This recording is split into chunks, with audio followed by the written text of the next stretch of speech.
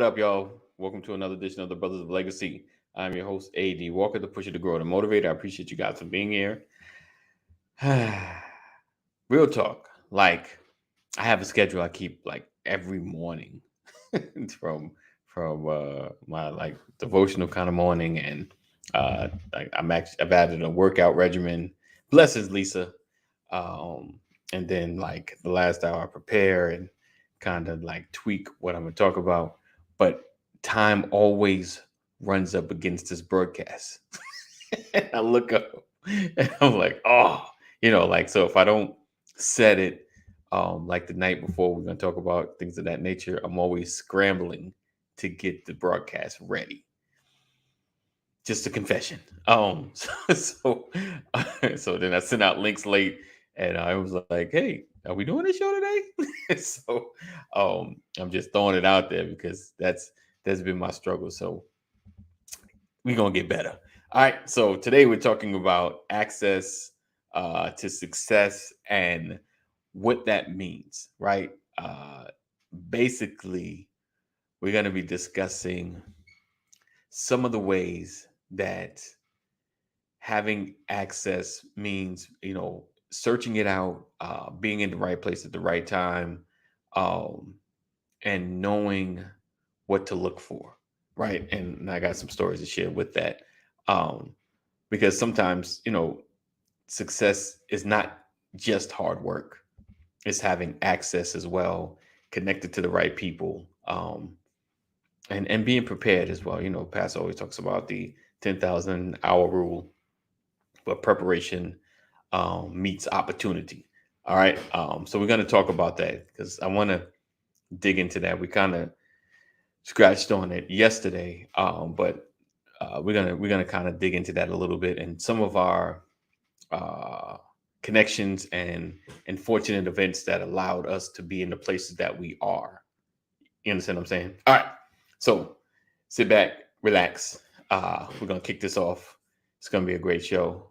It's gonna be a great show. All right. Make sure you share, connect with other people. Text our community. Text LWN to 84576.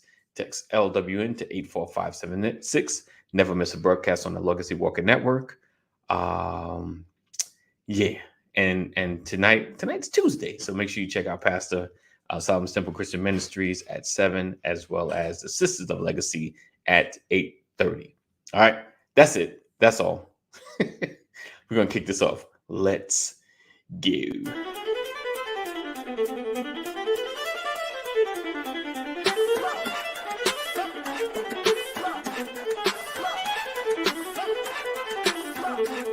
I want to welcome you to the Brothers of Legacy broadcast, where we are changing our community one conversation at a time, every day. We are creating a new legacy.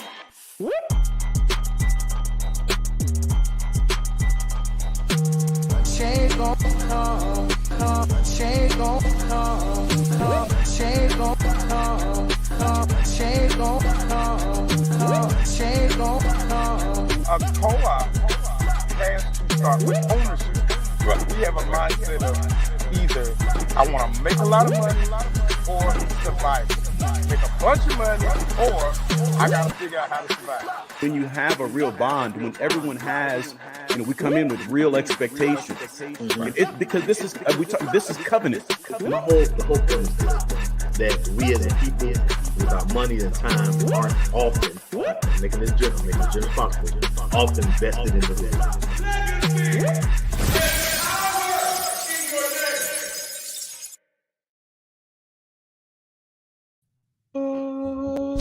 You're watching the Brothers of Legacy.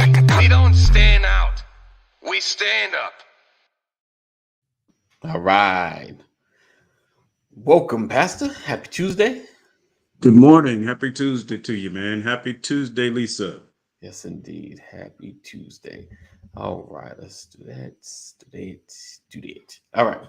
So I want to welcome everybody again to the Brothers of Legacy. We don't stand out. We stand up. And we're discussing access to success and some of the attributes and some of the ways that we've navigated our way to a level of success. Now, context. Success. What do I mean by access to success?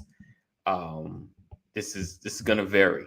We can talk about having financial success, and success to me in definition is what you define as your level of fulfillment. Like I'm good, like like we talked about financial success. Some are seeking millions, some are seeking a couple of thousand, some just want to be comfortable. So success does vary, uh, but for the most part, everybody just seeks a level of comfortability, you know, comfortability and security. I want to be able to be comfortable, whether it's in marriage, whether it's in career wise, um, or whatever, even within ministry, just a level of comfort and security. Like I can I'm good, I'm good. And we all have our goals and things of that nature. Um, and I'm talking about access, just knowing, being able to navigate to being able to get to the goal that you desire, right? Because we know it's not just about hard work, but it's about strategy. A lot of times it's about connecting, that can get you to your goals in the most strategic manner. Like you always hear the term work smarter, not harder, because there are folks, hard work doesn't equate to earning the most, because there are people that dig ditches or, some people work really hard with their hands, whereas folks that push some paper make a whole lot more money, so it's more of a smarter thing than a harder thing. And that's some of the context I'm reaching into. But I want to start off with Pastor and some of the in more of a career direction, right? And I know we've heard a lot of the story coming from a level of homelessness, to working in a factory, to working in a receiving of a network company or like a computer company. And then his curiosity led him into basically the career he's in now. Um, and I think one of the things, and it's funny, like I've always had a dream of having a talk show that talked to successful people that talked about their pivot point, because some people are like, I was just doing it regularly, and then I went over here and shook this person's hand. We had this conversation, and this took me here, and it took me here, and like, because I was nervous. I didn't want to talk to them, but I pushed myself to have that conversation. It's like a pivot in your life, like for Pastor, his curiosity got the attention of the president. Am I correct? The president of the company, which kind of led him down the path that he's at now. Am I correct in that? Yes. Yeah. And to answer the question, yes. Yes. He took notice of my desire, right, for more. Right. Right. My desire for change. Right. It's so funny listening to you summarize my testimony. Right. You make me sound like Boogie from Kings of Comedy, computer school. Oh, nothing about you says computer school. Right. It's funny because when we that. use that, like a couple of things stuck out. Like, hey, we're talking about success, but yes. First of all, understanding what your situation is. Right. You said homelessness, and when people think of homelessness, you think of somebody pushing a cart down the street. Yes. Right. But the reality is, if you are in transition, like if you don't have a place to live, or you're living with you're living off somebody, your name ain't on the lease, you homeless. Right. Right. Like if it ain't your home, right. Yeah. And it's not designed and provisioned for the purpose of you living there. Right. Right. You're right. homeless. Right. Right. Yeah. Yeah. I went and stayed with my auntie for a while. Right. There's a feeling of home, but you're homeless. You're sleeping on somebody's couch. Right. Right. You're homeless. Yeah. Homelessness is not somebody under the bridge downtown. That's what it is.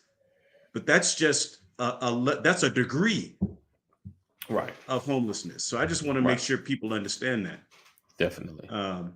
I'm not trying to sugarcoat anything, because to me, there's no difference between being in a shelter, Right. in a bed, and being out there on the street, except you got cover, Right. you know. And if you're going to evaluate, yeah, I'd rather be in the shelter than be on the street, Right. but I'm still homeless, Right. you know. Definitely. So I think that when you talk about access to success, you're talking about the on ramp. Yeah. You know, how do you get from where you are to where, How do or you to a better find the on place? ramp? Yeah, Right. Finding that yeah. on ramp. Right. You ever? Yeah. Oh man. Sorry, I Uh-huh. got to share it before I forget it. You ever you ever driving and this is even pre GPS, right? And you Turn up a little. Oh, hold on. Kathy said turn up a little. What is she? yeah, Volume, Kathy? yeah. Turn on. I mean, I can hear you well. Can you hear me well? Yeah, I can hear you fine. Okay. So yeah, Kathy, maybe come out and come in, or if everybody else, can you guys hear us well? Let us know. Let us know. Because nothing worse than we talking and it's like super low. It's gonna just ruin Yeah. everything.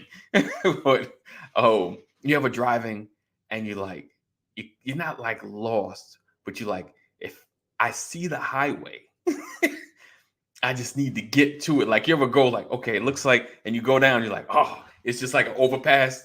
It's no access.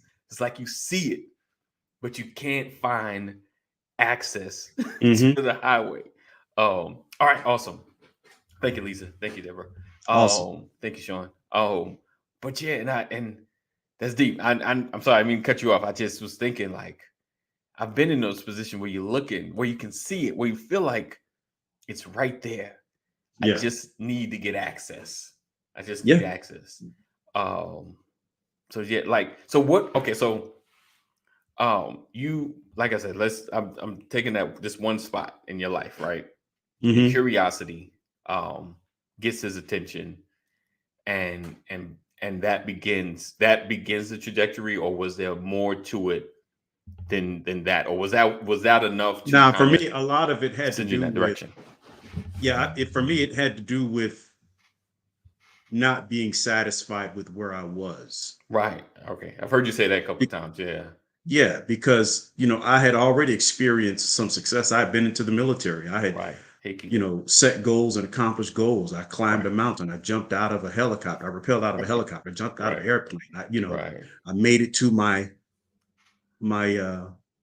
goal. I made, Right. I got promoted. I went through all of this training Right. and had success. So I understand, I got a glimpse of what success is, Right.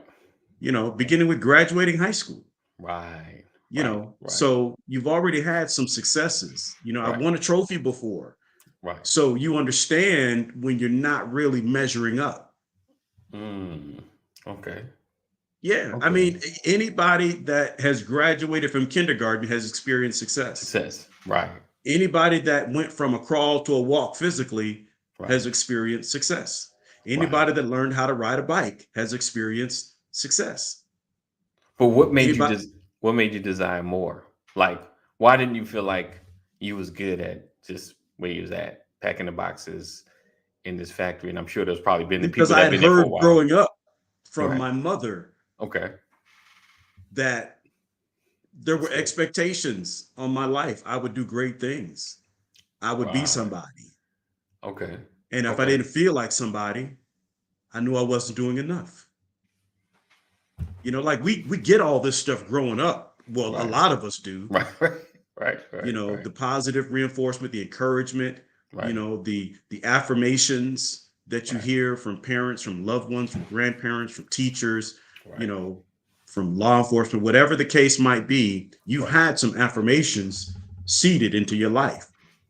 Indeed. So if you're not measuring up, even if you're working on the corner, yo, good job, homie. Right. Coming up. Right. Right? Right. I mean, you're gonna Right. get it Right. from somewhere. Right. Yeah. Right. So if you're not measuring up, you're gonna feel that. And the question is, what do you do with that emotion? Do you drown it in alcohol, drugs, abuse, whatever? Right. Or do you make a decision That I'm gonna get that more. there's more for me to Right. do. That's good. That's You good. know, and so for me, it was a decision. I'm like, okay, I've done all these things in my life, but where I am right now, this doesn't feel Right. good. Right. So I have to do more so that Right. I can get to a better feeling. So it's about making a decision. It's about, first of all, recognizing where you are, acknowledging where you are, Right. and acknowledging not only where you are, but where you are is not satisfactory for you. Right. Right. Right. And that could be That's, on any level. yeah. There's a CEO of a corporation who's not satisfied with being just a CEO. Right. True. I, True. J-Lo, what's her name? Jennifer Lopez. Yeah. She went on social media and was talking about how she's continuing to try to improve herself. I want to just get better.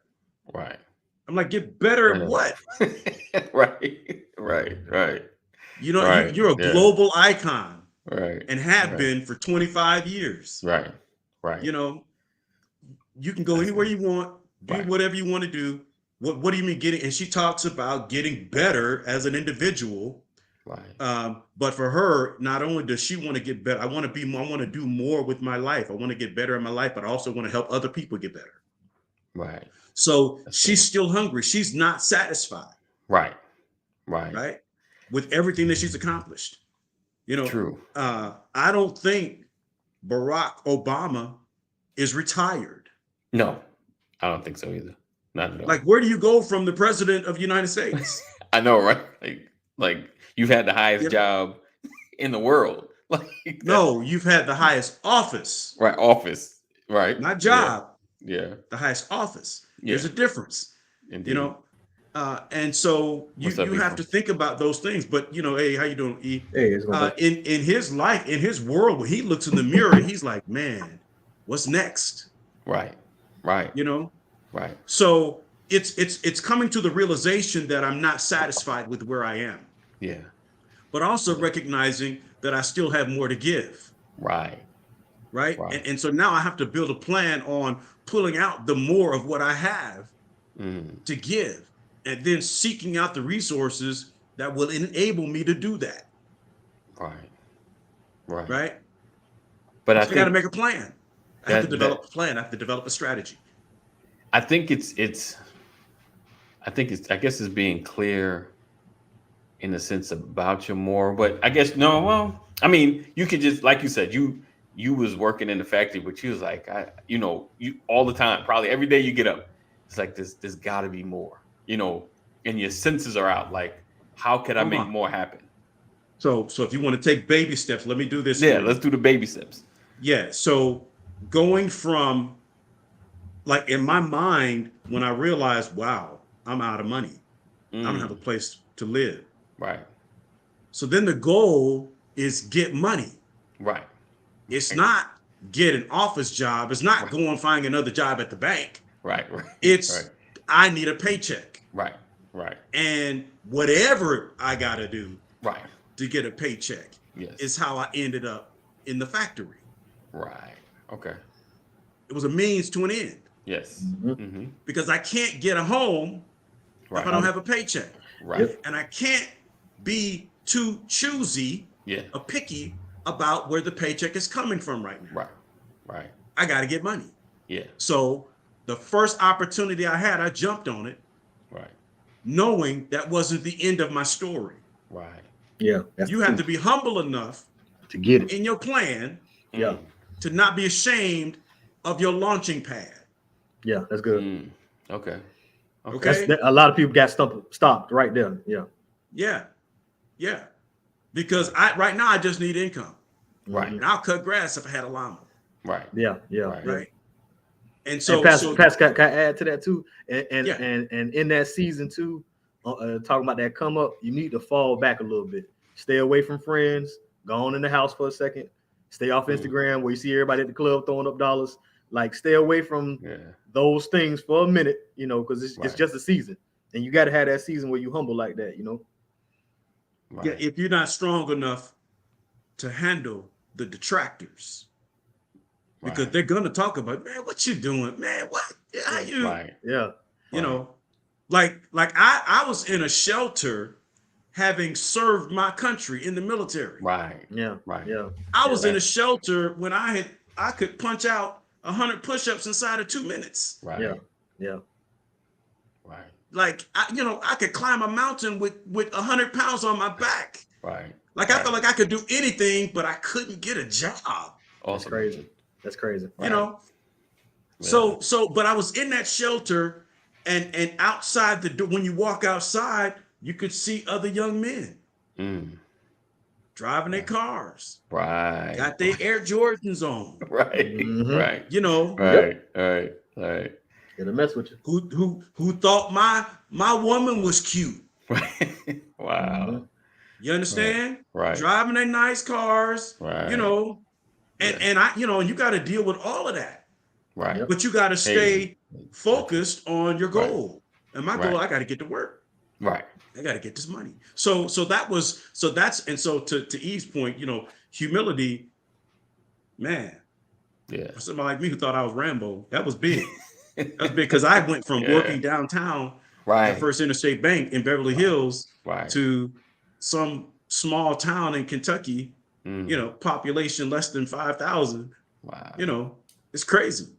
Do you think it's worse on the comeback? Like, you think it's worse to have been here and then there? You talked about Obama. Like, it'll look different if he ran for alderman of College Park. You know what I'm saying? It's like, could he not still do good? But it's almost like, but you was this guy though. You know what I mean? You held this office. You think it's harder after you've made it, quote unquote, to come back down and work something? Because it messes with you either way. It does. What you're saying is true either way, but is it a harder road? I think it mentally, psychologically, it depends. Like with Barack Obama, he served 2 terms. You can't go more than that. Right. Right. Yeah. So he did it. He didn't fail. He did it. Yeah. Right. Y'all, look, if there was any way to run for a 3rd term, in his mind, he probably would have ran and won. Right. And won. Yep. Right. In his mind, it's like they wasn't ready for me. Right. So coming from that, he walks away with the belt. Right. Right. You understand? So he can go anywhere and do and have all the confidence in the world. Right. The question is, like an athlete, like Tom Brady. Why did he play till he was 43? Because I don't know how to do anything else. Right. Right. That's what I appreciated about Kobe Bryant. When Kobe Bryant retired, everybody was like, man, he played too long. Yeah, okay. Well, what he did was make sure that when he retired, he had other things to do. He was making a plan while he was playing basketball. Right. Yeah. So he didn't have any downtime. Yeah. Sitting around twiddling his thumbs. He knew there was more in him to give. And he did it for a very long time. So he walked away with the belt. Right. Right. And could go off and do anything. In fact, he did went off and won an Oscar in a way that nobody even knew you could win an Oscar. Yeah, for real. So I do believe that there are challenges with coming down from what you thought you were best at. Right. I think that's the biggest challenge. That's a tough one, right? Yeah. And then going and doing the something starting else. quarterback, and now you backing up somebody else. You know what I'm saying? Right. You Drew Brees to the Tom Brady. It's tough. Yeah. I mean, that's kind of like Michael Jordan, top of the game in basketball, then to go to baseball, it was in a lower league, That was lower. Now you want to talk about humbling. He came back. Right. Humbling is thinking that you're going to go play baseball and be as good in baseball as you were in basketball. Yeah. Right. Yeah. And then have them tell you, and like he got a premium way to premium audition, like, oh yeah, let's see what he got. And they were like, Mike. No. Yeah, he got the Tim Tebow treatment. Right. Yeah. But what's funny is Tim Tebow was a better baseball player than Michael Jordan. I was watching the Tom Brady thing or whatever. The man, he has a special documentary out, right? But they were talking about Drew Bledsoe, and it's like the first time I really got a chance to hear outside of a 20-second clip about Drew, and like Drew has to be 50 at this point, maybe 48. Right. And my whole point being that's years ago, right? We're talking 02, 03. And I could still see like the pain in this man's eye, like the tense. Yeah.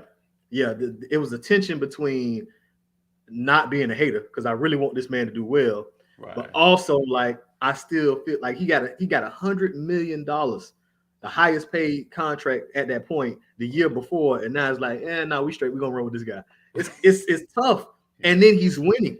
Right. He's doing, and he was just sitting there explaining like, I'm seeing this guy and I'm happy for him because he said if Tom would have been any kind of other way, it would have been hard to take because when you're trying to be humble too, arrogant people don't help that much. You know what I'm saying? But Tom was as humble as he can be, and he's like, I'm torn. He's doing a great job, but he's leading my team.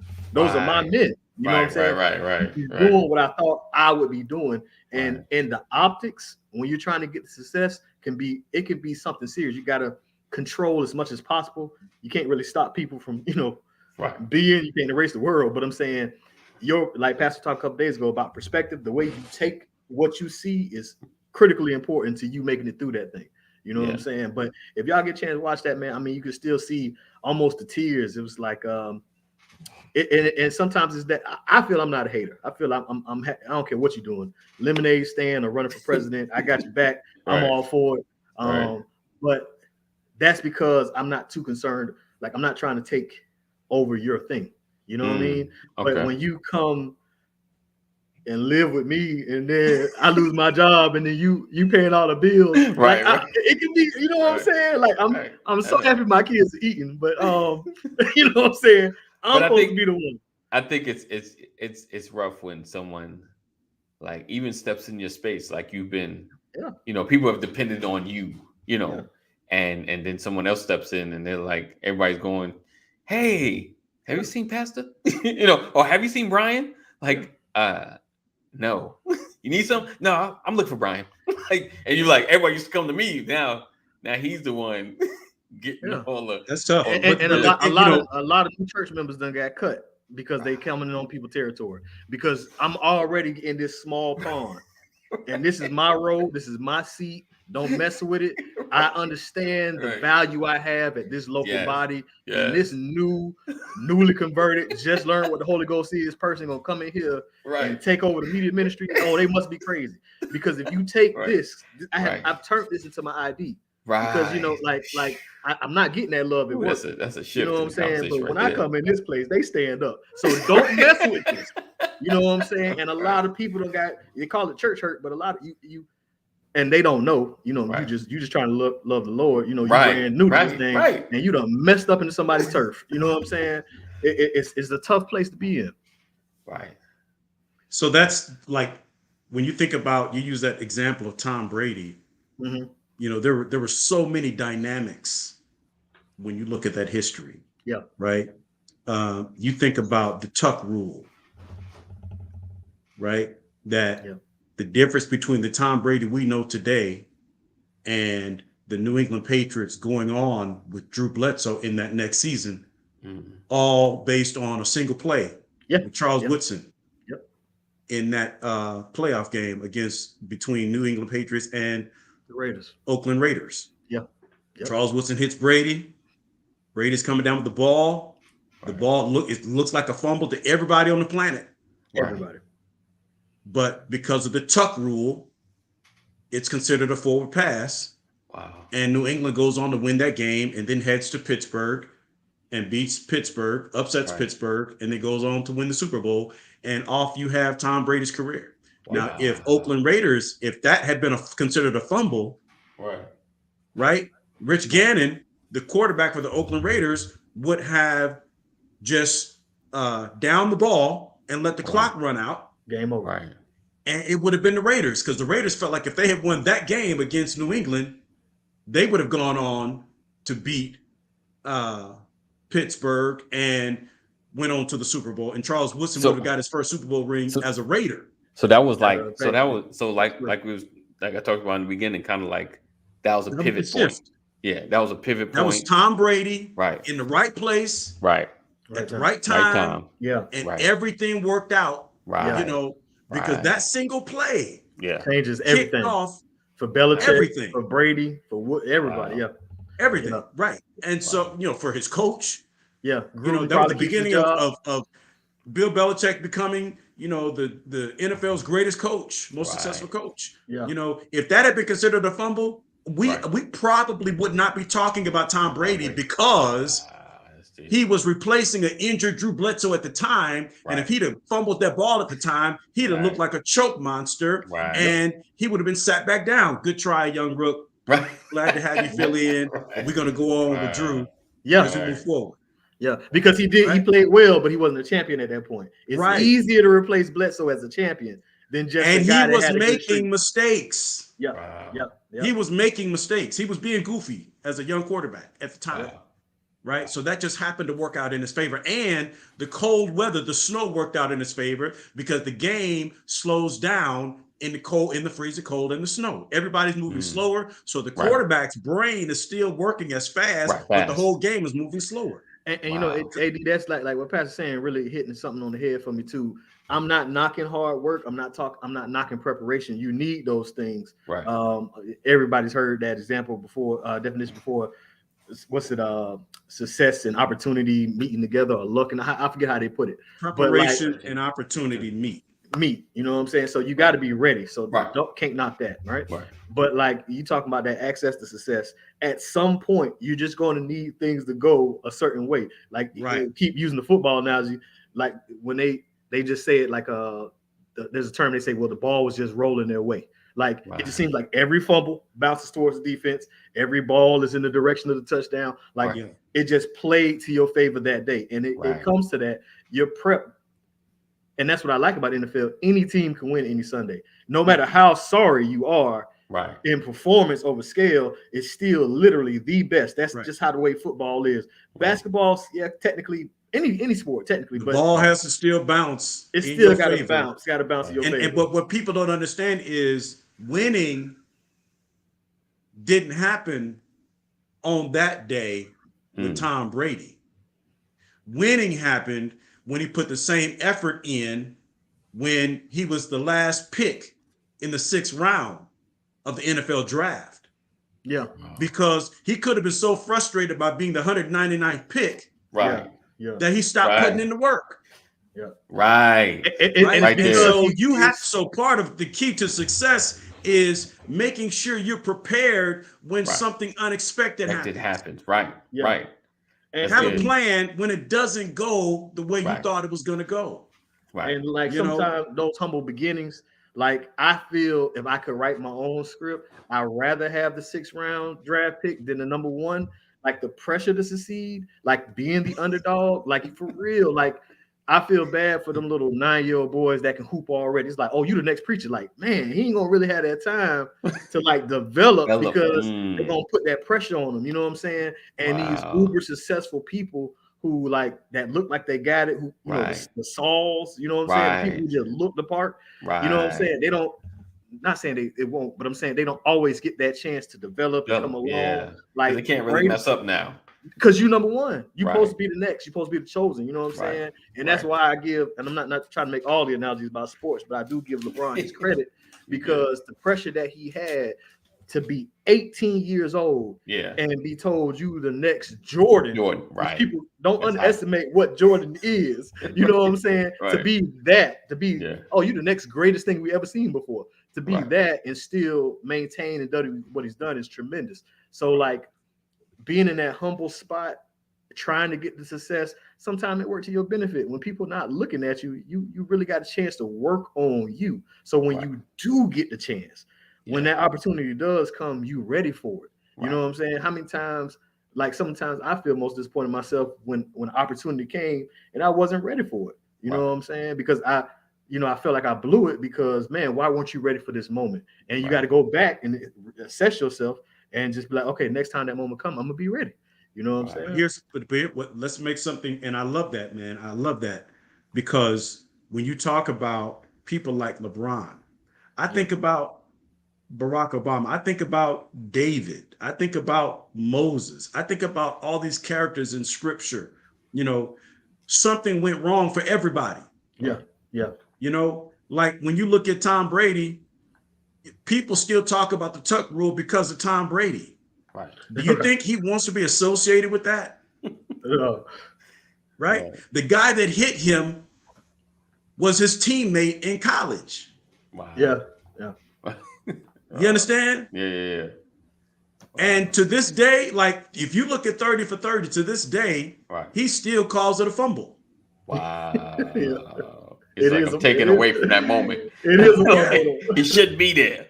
He like, look, you ought to thank me for Giselle. Wow. He didn't have him Right. before the fumble. Yeah.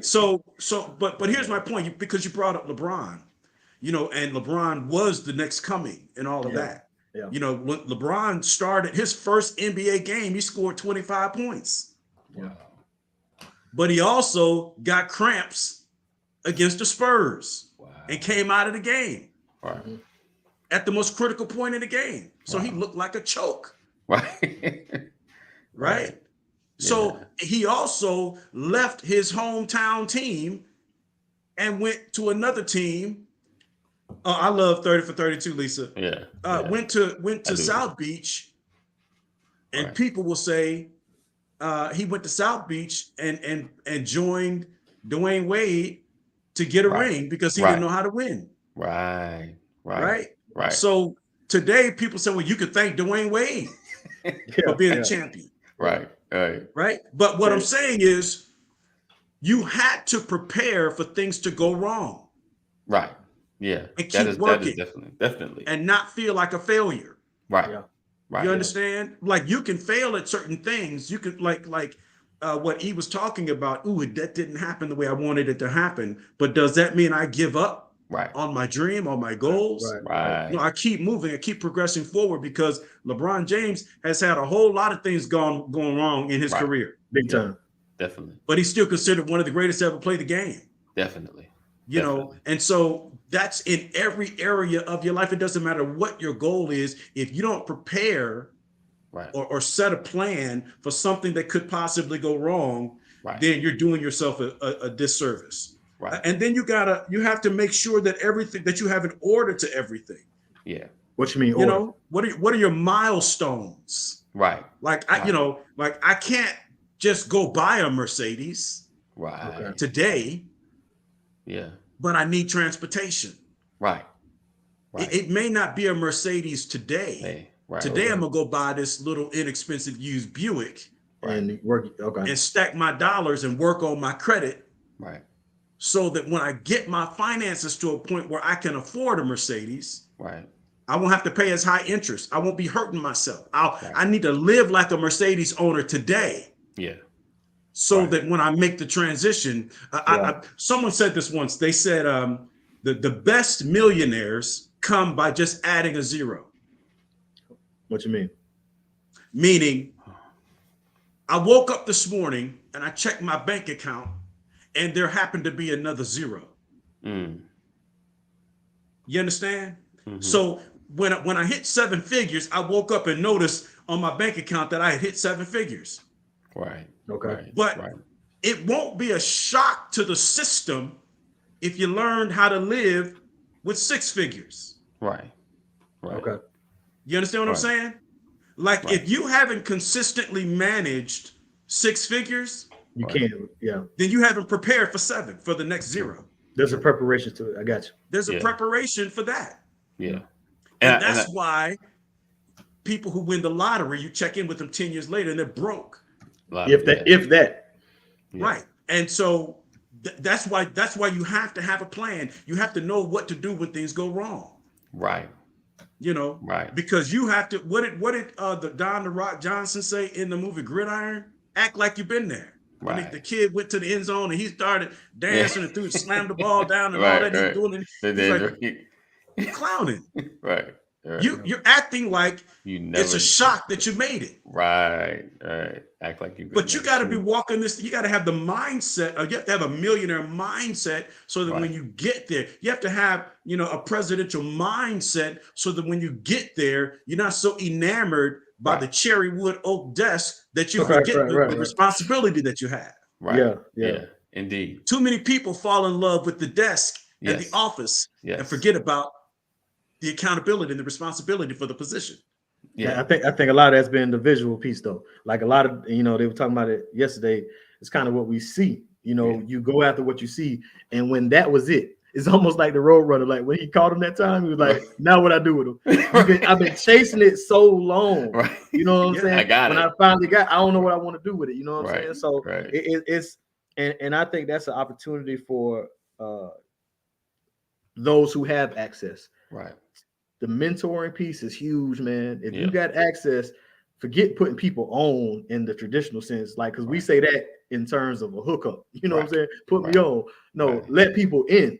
Right. Let them see the background, man. The work. You feel me? The late night in the campaign office or something. I'm not in that political world, but I'm saying I know it's more than speeches on TVs and kissing babies. You feel me? So let them into that. Let them see sermon prep. Let them see the weight room. Let them see whatever. Let them see the background stuff. You feel me? Don't just show them the like you say, that oak wood desk. Right. You know what I'm saying? What are you saying? You know what he's saying right there? He's saying, don't make the mistake of rising to the level of your goal. I'll be better when I get there.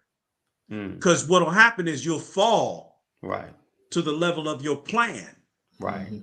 Right. If you don't have good habits, if you're not walking in that mindset, that's exactly what happens. Most people want to rise to the level of their goal, but they end up falling to the level of whatever system they have in place. Right. The truth is going to come out about you once you make it there. And that's your point. You spend so much time chasing the Roadrunner, but you never had a plan for what to do when you caught him. Yeah. Right? Now you got to go back and chase him again because he didn't got loose. Because you never had a plan to keep him. I just want to get him. Right. Yeah. So now that you got the job, now that you've launched the business, now what? Right. Now that's the best slice of cake I ever tasted in my life. Now what? Now what? Man, I ain't never tasted anybody make chicken like that. Right. Now what? What, you won the presidency? Now what? Right. Right. It's you got a wife now. What? You've been promoted. Right. Do you have a word? Right. Oh no, I wasn't planning on preaching. I just wanted appreciation. Like, man. You married now. Right. Now what? Now what you gonna do? Yeah. She your wife now, bro. Now she your wife. Now what? Right. Yeah. So she the can't baby is here. Right. Where's the car seat? Up. Yeah. I done had the baby, didn't even get a car seat. Right. Do you know how many young people are at the hospital having a baby that haven't even purchased a car seat? Right. To take the baby home? They have no plan for taking the baby ginger home. reveal though. He did have the ginger but reveal, everybody got pink and blue smoke. Right. Yeah. But nobody has a car seat. Definitely. That's good though. That wanting to have the space but not prepared to have it. It's and then walking like, being prepared to receive it when it comes and not being surprised when you get it. That's big. That's big because a lot of times we lose it. You're right, because we're not really prepared, so it's that preparation that matters. And the thing is, like, recovering and just for those that have gotten there and have lost it, what does someone say? It's not, you haven't failed until you die. So if you still living, you have an opportunity to recover and come back from mistakes and things you might have done wrong or missteps and things of that nature. But you got to be strong with it though, because those are the ones that hurt the most. Right. You know what I'm saying? You ever heard the saying, "You can't miss what you never had." Right. But if you got there and you got a taste of that thing, you know what I'm saying? You got there and it's like, this is it. I know it's it. But you just weren't ready for the moment. And then because if you're not ready for it, you're going to lose it. You know what I'm saying? I'm not trying to be discouraging to anybody in that situation right now. I'm not trying to, you know what I'm saying? Like, if you in that storm, I get it. You know what I'm saying? But you have to be prepared to be fired. I'm not saying that's how it's going to play. I'm not saying, but you might have to be prepared to lose that business this time around. Right. You know what I'm saying? Definitely. Maybe next time around you got it, but like you're right. You got to bounce back. But I'm saying it hurt. That getting it and then losing it. That one hurt. You know what I'm saying? I know everybody feel bad, like, well, I ain't married yet, or I ain't got to my business yet, or whatever your thing is. Right. but get it, for it, and then lose it, and then see which one it hurts you more. want. It hurts more. Like You know I'd rather just not have been with somebody. I just do you rather feel just, what I'm saying? Like, not how many going through people this. have you talked? I mean, how many times have you heard interviews and they were like, "Man, I wish I wouldn't even made it to the Super Bowl because I lost." It was better when I wasn't making it to get there, smell it, be on the grass, have the opportunity, and especially the ones that's not a blowout, the ones that come down to 1 yard, ones like that come down small. to a controversial call, right, you know, right. To be that close to it, right? It's a deep hurt, you know what I mean? Definitely, and I think it's just being able to come back from that. That's the biggest challenge, you know. Like, all right, I got it wrong. How can I get it right? How can I get it right? And just recover. I think it's just to not stop, because we get in a space where, you know, because I'm know people like things went wrong. I don't want to do it again. Like, why not? Like, you were so great at it. Like, why would you stop? Because, you know, you lost, or if it didn't work out exactly the way you wanted it to. You know, I think that's where our discouragement comes. You know, like you said, once we get a little bit of it, we taste it, and then we lose it. You know, now it's like, I don't ever want to do it again. You know, one of the angles I do in my job, like when we offer people certain things, right? What we're one of the things that we try to offer them as an incentive is, if we took care of this part for you, that's usually, you know, technical, that's usually tedious. Right. You could have more time to do this thing, which we don't do. Right. We don't do none of that. Right. You know, that's very creative what you do. That's very that's your calling for sure. Yeah. But you got to handle this part in order to be a business. Right. You know what I mean? But it's bothering you. It's aggravating you. Let us take Let's this. do that. Right. Remember, your first business, it failed because you didn't do this part. Right. But now that you know that business, that all of this is included, that you just can't paint nails, that you got to respond to posts, that you got to, you know, you just can't serve chicken. People got to know where you at in your location. But let us take care of that back end part so that you can handle this part. You know what I'm saying? So definitely. It's something that we use to get people to get back in the game, because no matter how good that chicken was or how good they painted nails, people don't want to get back involved with things like that because it hurt. And you trying to flip chicken and respond to Yelp at the same time, it's like that can burn somebody out, and it makes them say, like, yeah, you were so good at it, why'd you quit? It wasn't because of the chicken. Definitely. they get up thinking about the chicken. It was the you know, it was all the rest of that stuff. Right. He said, have a team of 3 people to do all social media. Right. And listen, that gets into when you was talking about, you know, in church, you know, I was handling this section. This is just me, and I'm the man. Everybody come to me. But when someone comes along to actually alleviate some of the work, and we get so tight, we don't want we don't want the help. We don't want the help. That you just complaining about. Yeah. Right. Listen, oh man, this all right, Pat, it's about to go deep. So, you know how, like, you hear folks complain about stuff all the time. Yeah. But then I'm giving you the help. I don't want the help because this is my space. It's mine. But you know, it's like I'm complaining about it, but I want the help. But I don't want the help because I want to be the man all the time. You know, like they don't for me, it's that they don't see themselves beyond that.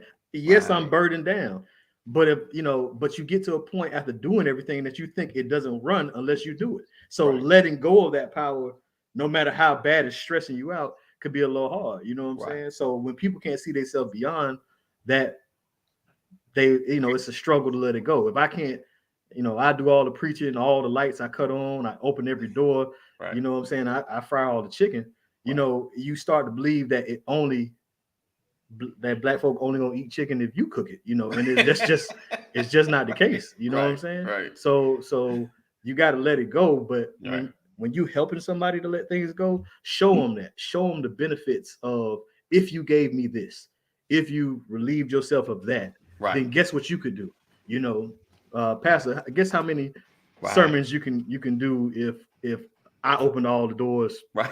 And I'm the one that makes sure that we open and close. Or AD, if you could only focus on the media ministry and not the parking lot attendant, guess how much prep you can do in such and such. You get what I'm saying? So it's but here's the thing. Now you're talking about, yes, McNair, absolutely. Now you're talking about the networking and the team concept. Gotta have it. Right. And what's the old term when it comes to the team concept? It's the 80-20 rule. You have 20% of the people doing 80% of the work. Right. So when you're part of a team and you're not the leader, it's just as critical for you to have a plan for success as it is for the leader to have a plan for success. Mm. Right. You understand what I'm saying? Mm-hmm. There are no small roles. Right. And so to that end, this what we're talking about is for every single person. It doesn't matter whether you're sitting as in the chairman of the board seat or whether you're sweeping the floor after they leave the conference room. Right. You still have to have a plan for success if you ever expect to get beyond where you are. Right. And even if you never ever want to have a role beyond sweeping the floor, you still want to get better at sweeping. Yes, definitely. You understand? I mean, no matter what role you're doing, you have to have a plan for success. You have to plan to prepare for things that could go wrong. Yeah. You know, you have to have a mindset of what it is to look and act and walk in the success that you've envisioned. Right. You know, go beyond just achieving the goal. Yeah. What about living through the goal? Right. And setting a new goal. Right. You know, so all of that. And then, you know, when things go wrong, don't quit, don't die. Mm-hmm. Learn.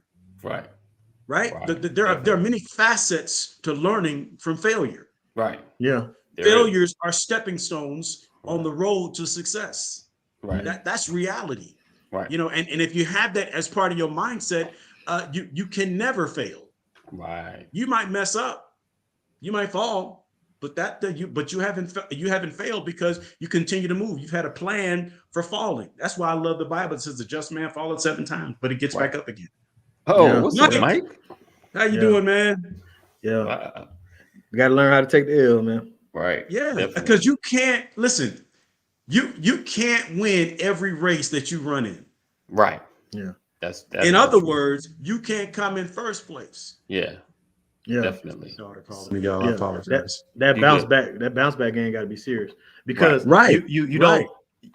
It's, you know, I'm not saying you don't put your best foot forward. I'm not saying you don't have, you know, you don't make the effort to try to win. So it's kind of hard, you know. You want to have that Mamba mentality, you know, but it's the reality that I won't win every one, right? You know, but you need to approach it as if this is it. You don't know which one it is, right? So let me try to win this one. But I think that what Pastor's talking about is something that you need to apply on the back end if you lose. Right. This was one of those. I didn't win. I didn't come in first place. I didn't do as well as I wanted to do. But is there anything I can gain from this? I finished. Yeah. And just important as my finish is, will I start again? You know what I mean? Right. Like it's those in between places that are very tough to navigate, and a lot of people get into that. And you have that mindset that says, I can't be disappointed if I don't try for something. You know, right? So you know, trying to knock that thought process out, right, and going back at it. Definitely, that's definitely a hard pill, McNair. It truly is. And there's not just one plan. It's not just one approach, one strategy. Yeah. There are many strategies to success because there are varying levels, varying degrees of success, right? Yeah. Short-term, mid-term, long-term goals, which is why milestones are critical. I can't go from, you know, custodian to president. You know, one thing I learned in the church, you know, I pastor a church, but I've also cleaned the church. Right. I've held, and not everybody does this. I'm just saying my personal experience is I have held just about every position in the church. Right. Yeah. So that pastoring, I can speak to every position. I've been an usher, I've been a deacon, I've been a minister, I've been a janitor, I've been a choir director, I've been a member of the choir, I've been a lead singer. Can't sing, but I've done it. I've led songs. You know? The one thing that I have not done is play the organ because I'm not a musician. I haven't played the drums because I can only do the 2-step. Right. I can't keep a beat, you know. But But what I'm saying is I've operated in music ministry. I've controlled the microphones. I've been in audio. I've done all of the, and not saying everybody has to do those things. Yeah. All I'm saying is there are so many ways to get there. Yeah. But it all begins with a plan. Right. It does. And the main thing I wanted to kind of address before we get out of here, you know, with your plan, knowing where you want to go, Felix Anderson has always said, level up your language, right? So knowing the language of where you're trying to get access to matters, knowing the training. So quick story. I was we had purchased a camera for the church. And if you ever get a camera, you know, like there's all this stuff on the screen. And when you plug in, you know, the camera to the computer, you see the same things. So I'm going online. I was like, I know there's a way to clean this up or make this look without all the stuff on the screen. So I'm typing in, get rid of the stuff on the camera, you know, make this stuff, you know, get rid of the digital stuff, like what's on the screen, you know. And then in one of the like blog posts I was reading, it said clean HDMI, right? That was the term, clean HDMI. As soon as I put that in, all it says, like, I just put that with the camera name, video, the first video showed me exactly how to do it. Yeah. But I had to learn the language in order to accomplish the goal. And a lot of times, you know, we're trying to get to spaces, but we don't know all of the language in order to be truly successful. So that and just in that example, like, man, if I just learn the language, that'll make me better. That'll equip me. And like we said, because Pastor said, and that was great. He said, you get to your goal, but you fall back to where your plan was. Your plan needs to match your goal, the way you're trying to get to. Get that in your mind. And wherever you're going to, your plan has to match the goal that you're going to. And if you don't know the language of where you're going to, you're going to fall back into your plan. You're going to get so enamored, like you said, with the big red desk and the office, but you don't know how to operate at that space. Right. So let's chew on that a little bit. Plan through your goal. Right. Exactly. All right. So we appreciate you guys rocking and hanging with us. We look forward to seeing you guys tomorrow as we level up this conversation and talk about some other things kind of mixed in the same space. Make sure you share this broadcast. You know, we're on the move. We're doing better. We're doing greater works and greater things. So make sure you let everybody know that Brothers of Legacy are here every day, Monday through Friday at 9 a.m. Just as a quick programming note, because I like to say it early, we won't be on live Friday, and we will be live on Monday. Oh yeah, Monday's gonna be a special treat. But Friday we won't be on live. So just to let y'all know, I'm gonna be running a replay. The Purposeful Forever crew couples, we're gonna be going out coupling for Valentine's Day, taking the trip. All right, so we appreciate you guys for rocking with us. We look forward to seeing you guys tomorrow. Again, continue to stay safe, do the right thing, and know that we love you, but God loves you more. Just make good decisions. Make good decisions. That's it. That's all.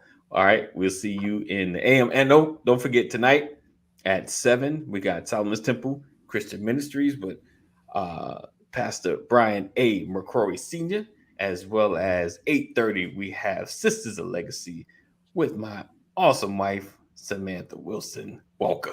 I don't watch the Wilson Walker. I don't know what made me say that. All right, so let's go. We'll see you guys tomorrow. Peace out. As always, we love you. Know that God loves you more. Stay safe. Thank you guys for rocking, hanging, being. Make sure sharing is caring. All of my replay peoples that are watching the